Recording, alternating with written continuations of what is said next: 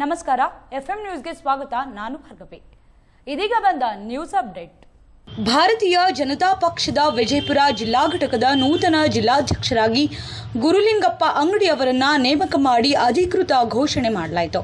ನಿಕಟಪೂರ್ವ ಜಿಲ್ಲಾಧ್ಯಕ್ಷ RS ಪಾಟೀಲ್ ಅವರು ನೂತನ ಜಿಲ್ಲಾಧ್ಯಕ್ಷರಿಗೆ ಶಾಲ್ಯ ಹೊದಿಸಿ ಸಿಹಿ ತಿನಿಸುವ ಮೂಲಕ ಜವಾಬ್ದಾರಿ ಹಸ್ತಾಂತರಿಸಿ ಶುಭ ಕೋರಿದರು. ಮಾಜಿ ಸಚಿವ ಶಂಕರ್ ಪಾಟೀಲ್ ಮುನಿಕೊಪ್ಪ ಚುನಾವಣಾ ಅಧಿಕಾರಿಯಾಗಿ, ಬಿಜೆಪಿ ಹಿಂದುಳಿದ ಮೋರ್ಚಾ ರಾಜ್ಯ ಉಪಾಧ್ಯಕ್ಷ ವಿವೇಕಾನಂದ ಡಬ್ಬಿ ಅವರು ಸಹ ಚುನಾವಣಾ ಅಧಿಕಾರಿಯಾಗಿ ಕಾರ್ಯನಿರ್ವಹಿಸಿದರು. ರಾಜ್ಯಾದ್ಯಂತ ಭಾರತೀಯ ಜನತಾ ಪಾರ್ಟಿಯ ಸಂಘಟನಾತ್ಮಕ ಚುನಾವಣೆ ಪ್ರಕ್ರಿಯೆ ಸೆಪ್ಟೆಂಬರ್ 4ನೇ ತಾರೀಕು ಪ್ರಾರಂಭ ಆಯಿತು. ಸದಸ್ಯತ್ವ ಅಭಿಯಾನ, ಸಕ್ರಿಯ ಸದಸ್ಯತ್ವ ಅಭಿಯಾನ, ಬೂತ್ ಸಮಿತಿ ಆಯ್ಕೆ ಆದಮೇಲೆ ಮಂಡಲ ಅಧ್ಯಕ್ಷರ ಆಯ್ಕೆ ಆದಮೇಲೆ ಜಿಲ್ಲಾ ಅಧ್ಯಕ್ಷರ ಆಯ್ಕೆ ಪ್ರಾರಂಭ ಆಯಿತು. ಅದೇ ರೀತಿ ಈಗಾಗಲೇ ಮೊದಲನೇ ಹಂತದಲ್ಲಿ 23 ಜಿಲ್ಲೆಗಳ ಅಧ್ಯಕ್ಷರ ಘೋಷಣೆ ಆಗಿದೆ. ಎರಡನೇ ಹಂತದಲ್ಲಿ ಈಗಾಗಲೇ ಬಾಕಿ ಉಳಿದಿರ್ತಕ್ಕಂಥ ಜಿಲ್ಲಾಧ್ಯಕ್ಷರ ಆಯ್ಕೆಗಳನ್ನು ಪ್ರಕ್ರಿಯೆ ಮುಗಿಸಬೇಕು ಅನ್ನೋ ದೃಷ್ಟಿಯಿಂದ ದೆಹಲಿಯಿಂದ ಸೂಚನೆ ಬಂದ ಮೇಲೆ ಈಗಾಗಲೇ ಇವತ್ತು ವಿಜಯಪುರ ಜಿಲ್ಲೆಯ ಮಂಡಲ ಅಧ್ಯಕ್ಷರ ಆಯ್ಕೆಗಳು ಮುಗಿದಿತ್ತು. ಆ ದೃಷ್ಟಿಯಿಂದ ಮಂಡಲ ಅಧ್ಯಕ್ಷರ ಅಭಿಪ್ರಾಯವನ್ನು ಕೇಳಿ ಜಿಲ್ಲಾ ಅಧ್ಯಕ್ಷರ ಅಭಿಪ್ರಾಯ ಮತ್ತು ಜಿಲ್ಲಾ ಕೋರ್ ಕಮಿಟಿ ಅಭಿಪ್ರಾಯವನ್ನು ಕೇಳಿ 8 ನಾಮಪತ್ರಗಳು ಸ್ವೀಕೃತಗೊಂಡಿದ್ದಿದೆ. ಇಲ್ಲಿನ ಚುನಾವಣಾಧಿಕಾರಿಯಾಗಿ ಶ್ರೀಯುತ ಶಂಕರ್ ಪಾಟೀಲ್ ಮುನಿಕೊಪ್ಪರವರು ಮಾಜಿ ಸಚಿವರು ಚುನಾವಣಾಧಿಕಾರಿಗಳು, ನಾನು ಅಬ್ಸರ್ವರ್ ಆಗಿ ಬಂದಿದ್ದೆ. ವಿವೇಕಾನಂದ ಡಬ್ಬಿರವರು ಸಹ ಚುನಾವಣಾಧಿಕಾರಿಗಳೇ ಈ ಜಿಲ್ಲೆಯ ಚುನಾವಣಾ ಪ್ರಕ್ರಿಯೆಯನ್ನು ಮುಗಿಸಿದರು. ಹಂಗಾಗಿ ಇವತ್ತು ಹಾಲಿ ಇದ್ದಂಥ ಅಧ್ಯಕ್ಷರುಗಳು ಸಕ್ರಿಯವಾಗಿ 5 ವರ್ಷ ಕೆಲಸ ಮಾಡಿ ಮತ್ತು ಅವರ ಅಭಿಪ್ರಾಯ, ಇಲ್ಲಿನ ಕೋರ್ ಕಮಿಟಿ ಅಭಿಪ್ರಾಯ ಮತ್ತು ತಾಲೂಕು ಅಧ್ಯಕ್ಷರ ಅಭಿಪ್ರಾಯದ ಮೇರೆಗೆ ಮುದ್ದೇಬಿಹಾಳದ ಶ್ರೀಯುತ ಬಬಲೇಶ್ವರ ಕ್ಷೇತ್ರದ ಮಾಜಿ ಇವರು ಹಾಲಿ ರೈತ ಮೋರ್ಚಾ ಅಧ್ಯಕ್ಷರಾಗಿರ್ತಕ್ಕಂಥ ಶ್ರೀಯುತ ಗುರುಲಿಂಗಪ್ಪ ಗುಂಡಪ್ಪ ಅಂಗಡಿಯವ್ರನ್ನ ಮುಂದಿನ 3 ವರ್ಷಗಳ ಅವಧಿಗೆ ವಿಜಯಪುರ ಜಿಲ್ಲೆಯ ನೂತನ ಅಧ್ಯಕ್ಷರಾಗಿ ಕೆಲಸ ಮಾಡಲಿಕ್ಕೆ ಪಾರ್ಟಿಯವರಿಗೆ ತೀರ್ಮಾನ ಮಾಡಿ ಇವತ್ತು ಅಧಿಕೃತವಾಗಿ ಘೋಷಣೆ ಮಾಡಿದೆ. ಈ ಜೊತೆಯಲ್ಲಿ ಕಳೆದ 5 ವರ್ಷಗಳ ಕಾಲ ಕೆಲಸ ಮಾಡಿದಂಥ ಶ್ರೀಯುತ RS ಪಾಟೀಲ್ ಕೊಚ್ಚವಾಡ್ರವರು ಸಹ ಸಕ್ರಿಯವಾಗಿ ಕೆಲಸ ಮಾಡಿದ್ದಾರೆ. ನನ್ನ ಅವಧಿಯಲ್ಲಿ ನಾನು ಜನರಲ್ ಸೆಕ್ರೆಟರಿ ಆಗಿದೆ, ಅವರು ಅಧ್ಯಕ್ಷರಾಗಿ ಕೆಲಸ ಮಾಡಿದ್ದಾರೆ. ಅವರ ಸಹಕಾರ ಮುಂದಿನ ದಿನಗಳಲ್ಲಿ ಹೆಚ್ಚಿಗೆ ಇರುತ್ತೆ ಅನ್ನೋ ದೃಷ್ಟಿಯಿಂದ ಮತ್ತು ಎಲ್ಲರನ್ನೂ ಸಹಮತದೊಂದಿಗೆ ತೆಗೆದುಕೊಳ್ಬೇಕನ್ನೋ ದೃಷ್ಟಿಯಿಂದ ಎಲ್ಲರ ಅಭಿಪ್ರಾಯ, ಹಾಲಿ ಸಂಸದರು, ಶಾಸಕರು, ಮಾಜಿ ಶಾಸಕರ ಅಭಿಪ್ರಾಯದ ಮೇರೆಗೆ ಅಧಿಕೃತವಾಗಿ ಚುನಾವಣೆಯನ್ನು ಘೋಷಣೆ ಮಾಡ್ತಾರೆ. ಈಗ ಹಾಲಿ ಶಾಸಕರೇ ನಿನ್ನೆ ಜಿಲ್ಲಾಧ್ಯಕ್ಷ ಹೊಸ ಆಯ್ಕೆ ಆಗಿರೋದು ಅವ್ರು ಯಾರು ಅನ್ನೋದೇ ನಂಗೆ ಗೊತ್ತಿಲ್ಲ. ಇದಕ್ಕೆಲ್ಲಾದರೂ ನಿಮ್ಮ ಒಮ್ಮತ ಅಲ್ಲಿ ಮೂಡಿಲ್ವಾ ಅಥವಾ ನೀವು ಸಂಪರ್ಕ ಮಾಡಿಲ್ಲ? ಇವತ್ತು ಬೆಳಿಗ್ಗೆ ನಾವು ಫ್ಲೈಟ್ ನಿನ್ನೆ ನಮ್ಮ ಜಿಲ್ಲಾ ಚುನಾವಣಾಧಿಕಾರಿ ಆಗಿರ್ತಕ್ಕಂಥ ಶಂಕರ್ ಪಾಟೀಲ್ ಮುನಿಕೊಪ್ಪರು ಅವ್ರಿಗೆ ಫೋನ್ ರಿಸೀವ್ ಮಾಡಿದ್ರು. ಇವತ್ತು ಬೆಳಿಗ್ಗೆ ಅವ್ರು ಟ್ರೈ ಮಾಡಿದ್ರು, ನಾವು ಫ್ಲೈಟಲ್ಲಿ ಇದ್ದಿರಲಿಲ್ಲ, ಅವ್ರಿಗೆ ಲೈನ್ ಸಿಕ್ಕಿಲ್ಲ. ಬೆಳಗಾಮಲ್ಲಿ ಇಳಿದ ತಕ್ಷಣ ಅವರೇ ಇವ್ರ ಕಾಲ್ ಮಾಡಿದ್ರು. ಇಲ್ಲ, ನಾವೀಗೆ ಚುನಾವಣೆ ವಿಜಯಪುರ ಜಿಲ್ಲೆ ಚುನಾವಣೆ ಪ್ರಕ್ರಿಯೆ ಮಾಡಲಿಕ್ಕೆ ಬಂದು ನಮ್ಮ ಜೊತೆ ಅಬ್ಸರ್ವರ್ ಅಶ್ವತ್ಥನಾರಾಯಣ ಬಂದಿದ್ದಾರೆ, ನೀವು ಎಲ್ಲಿದ್ದೀರ ಅಂತ ಹೇಳಿ ನಾನೆಲ್ಲ ಹೊರಗಡೆ ಹೊರಟಿದ್ದೀನಿ, ಮುಗಿಸಿ ನೀವು ಆಮೇಲೆ ತಿಳ್ಕೊಂಡು. ಇದುವರೆಗೂ ನಾನು 40 ವರ್ಷದಿಂದ ನೋಡ್ಕೊಂಡಿದ್ದೆ. ಅವರು ನಮ್ಮ ಪಕ್ಷಕ್ಕೆ ಬಂದಾಗಲಿಂದಲೂ ಸಂಘಟನಾತ್ಮಕ ವಿಷಯದಲ್ಲಿ ಯಾವತ್ತೂ ಸಹ ಅವರು ತಮ್ಮದು ಅಸಮಾಧಾನ ಮಾಡಲಿ ಮತ್ತೊಂದಲ್ಲಿ ವ್ಯಕ್ತಪಡಿಸಿದ್ರು. ಯಾರೇ ಜಿಲ್ಲಾಧ್ಯಕ್ಷರಾಗಲಿ, ಯಾರೇ ತಮ್ಮ ಅಧ್ಯಕ್ಷರಾಗಲಿ ಅವ್ರ ಜೊತೆ ಕೆಲಸ ಮಾಡ್ಕೊಂಡು ಬಂದಿರತಕ್ಕಂಥದ್ದು ಪ್ರಕ್ರಿಯೆಯಲ್ಲಿ ತೊಡಗಿರ್ತಕ್ಕಂಥ ನೋಡಿದ್ರು. ಅವ್ರ ವೈಯಕ್ತಿಕ ಭಿನ್ನಾಭಿಪ್ರಾಯಗಳು ಬೇರೆ ಇರೋದು, ಸಂಘಟನಾತ್ಮಕ ವಿಷಯದಲ್ಲಿ ಸಂಘಟನೆ ಜೊತೆ ನಿಂತಿರ್ತಕ್ಕಂಥ ನಿದರ್ಶನ ನನಗೆ. ಕಾರ್ಯಕರ್ತರು ಈಗಲ್ಲ, ಈ BJP ಜಿಲ್ಲಾ ಕಾರ್ಯಕರ್ತರು ಮುಂಚೆಯಿಂದ ಕೂಡ ಏನು ಅಂತಂದರೆ ಏನು ಒಮ್ಮತ ನಾಯಕರಿಲ್ಲ, ಇಲ್ಲಿ ಎಲ್ಲರೂ ಮೊದಲಕ್ಕಿಂತಲೂ ಎಲ್ಲರೂ ಕಾಡ್ತಾ ಇದೆ ಕಾರ್ಯಕರ್ತರು. ಈಗಲೂ ಕೂಡ ಜಿಲ್ಲಾಧ್ಯಕ್ಷ ಆದಮೇಲೆ ಈಗಲಾದರೂ ಸರಿದೂಗಿಸ್ತಾರೆ ಅನ್ನೋ ಒಂದು ಆಸೆ ಇಟ್ಕೊಂಡಿದ್ರು.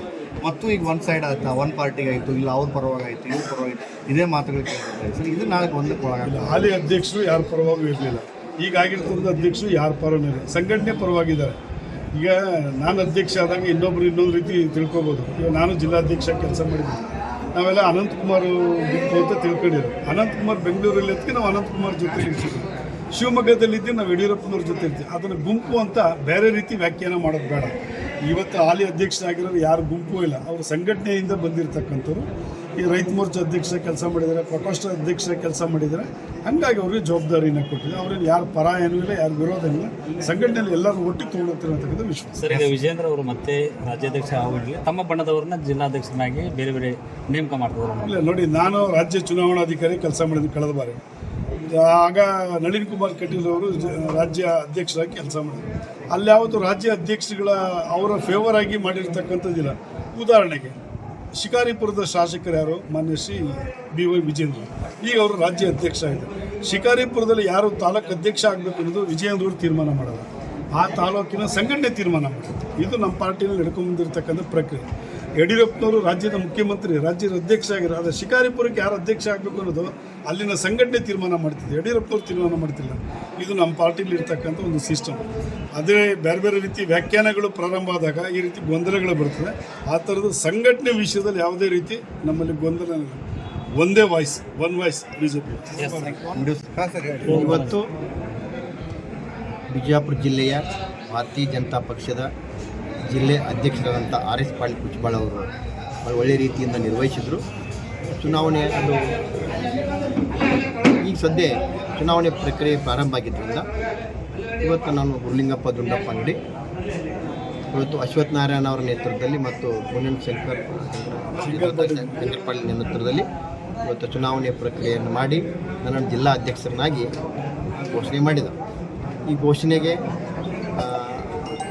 ಪದಾಧಿಕಾರಿಗಳಿರ್ಬೋದು, ಕಾರ್ಯಕರ್ತರು, ಇದಕ್ಕೆಲ್ಲ ಜಿಲ್ಲಾ ನಾಯಕರು, ರಾಜ್ಯ ನಾಯಕರು ಅವರಿಗೆ ನಿಮ್ಮ ಮೂಲಕ ಮೊದಲು ನಾನು ಅಭಿನಂದನೆ ಹೇಳ್ತೇನೆ. ತಮ್ಮ ಎಲ್ಲ ಪತ್ರಿಕಾ ಮಾಧ್ಯಮದವರಿಗೂ ಕೂಡ ವಿಶೇಷವಾಗಿ ನಾನು ಅಭಿನಂದನೆ ಹೇಳೋಕ್ಕೆ ಇಚ್ಛೆಪಡ್ತೀನಿ.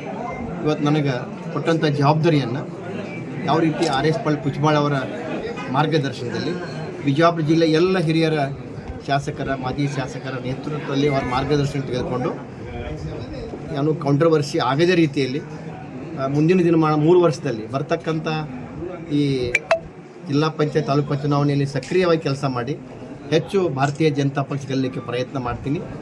ಜೊತೆಗೆ ಬರ್ತಕ್ಕಂಥ MLA ಎಲೆಕ್ಷನ್ಲ್ಲೂ ಕೂಡ ಒಳ್ಳೆಯ ರೀತಿ ಕೆಲಸ ಮಾಡಿ ಬಿಜಾಪುರದಲ್ಲಿ 8ಕ್ಕೂ 8 ಮತಕ್ಷೇತ್ರದಲ್ಲಿ ಸಕ್ರಿಯ ಕೆಲಸಗಾರನಾಗಿ ಎಲ್ಲರ ನಾಯಕರ ನೇತೃತ್ವದಲ್ಲಿ ಕೆಲಸ ಮಾಡಿ ಯಶಸ್ವಿ ಮಾಡಲಿಕ್ಕೆ ನಾನು ಪ್ರಯತ್ನ ಮಾಡ್ತೀನಿ. ವಿಜಯಪುರ ಜಿಲ್ಲೆ ಬಿಜೆಪಿ ಮನೆಯೊಂದು 4 ಬಾಗಿಲು 8 ಬಾಗಿಲು ರೀತಿ ಇದೆ.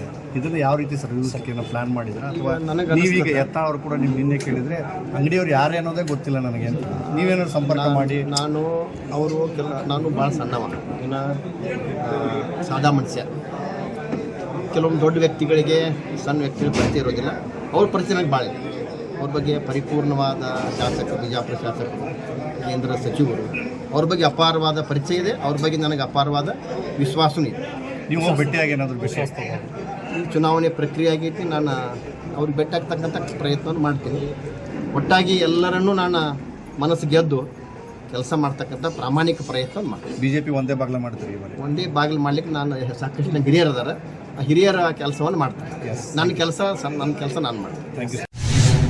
ಪವಿತ್ರ ರಂಜಾನ್ ಈದ್ ಮತ್ತು ಮದುವೆ ಸಂದರ್ಭ ನಿಮಿತ್ತ ಮಹಿಳೆಯರಿಗೆ ಮನ ಸೆಳೆಯುವ ಹೊಸ ಸೀರೆಗಳು ನಿಮ್ಮ ಅಶೋಕ್ ಕುಮಾರ್ ಶಾ ಎಕ್ಸ್ಕ್ಲೂಸಿವ್ ಸಾರಿ ಶಾಪ್ನಲ್ಲಿ. ಹಬ್ಬಗಳ ನಿಮಿತ್ತ ವಿಶೇಷವಾಗಿ ಸೀರೆಗಳ ದಾಸ್ತಾನು ಮಾರಾಟವಿದ್ದು, ವಿಜಯಪುರ ನಗರದ ರಾಮ ಮಂದಿರ ರಸ್ತೆಯಲ್ಲಿ ಇರುವಂತಹ ಪ್ರತಿಷ್ಠಿತ ಹಾಗೂ ಪ್ರಖ್ಯಾತಿ ಪಡೆದ ಹೆಸರುವಾಸಿಯಾದಂತ ಅಶೋಕ್ ಕುಮಾರ್ ಶಾ ಕಳೆದ ಹಲವು ವರ್ಷಗಳಿಂದ ಒಳ್ಳೆಯ ಗುಣಮಟ್ಟದ ಕಂಪನಿಯ ಸೀರೆಗಳು ವಿಶ್ವಾಸದೊಂದಿಗೆ ನಿಮ್ಮ ಸೇವೆಗಾಗಿ. ನಮ್ಮಲ್ಲಿ ಲಭ್ಯ ಇರುವ ಸೀರೆಗಳು ಔರಂಗ ಸಾರಿ, ಸ್ಟೋನ್ ವರ್ಕ್ ಸಾರಿ, ಕಾಂಚೀವರಂ ಸಿಲ್ಕ್ ಸಾರಿ, ಸಾಫ್ಟ್ ಸಿಲ್ಕ್ ಸಾರಿ, ಲೈಟ್ ವೇಟ್ ಸಾರಿ, ಬ್ರಾಸೋ ಸಾರಿ, 60 ಗ್ರಾಮ್ ಸಾರಿ, 0 ಬಾರ್ಡರ್ ಸಾರಿ, ವೆಲ್ವೆಟ್ ಸಾರಿ, ಕೋಲ್ಕತ್ತಾ ಸಾರಿ, ಬಾಂಧನಿ ಸಾರಿ ಸೇರಿದಂತೆ ಇತರ ಸೀರೆಗಳು ನಿಮಗಾಗಿ ಲಭ್ಯ. ಹಬ್ಬಗಳು ಬಂದರೆ ಸಾಕು ಮಹಿಳೆಯರಿಗೆ ನೆನಪಿಗೆ ಬರುವುದು ಅಶೋಕ್ ಕುಮಾರ್ ಶಾ ಎಕ್ಸ್ಕ್ಲೂಸಿವ್ ಸಾರಿ ಶಾಪ್. ಗ್ರಾಹಕರ ವಿಶ್ವಾಸ ಭರಿತ ಪ್ರತಿಷ್ಠಿತ ಸೀರೆ ಅಂಗಡಿ. ಇನ್ನೇಕೆ ತಡ, ಹಿಂದೆ ಬನ್ನಿ, ಮಹಿಳೆಯರ ಮನ ಸೆಳೆಯುವ ಸೀರೆ ಖರೀದಿಸಿ. ಸಂಪರ್ಕಿಸಿ 9343009125. ಸ್ಥಳ Ashok Kumar Shah exclusive sari shop, Karnataka guest house building, Rama Mandir road, Vijayapura.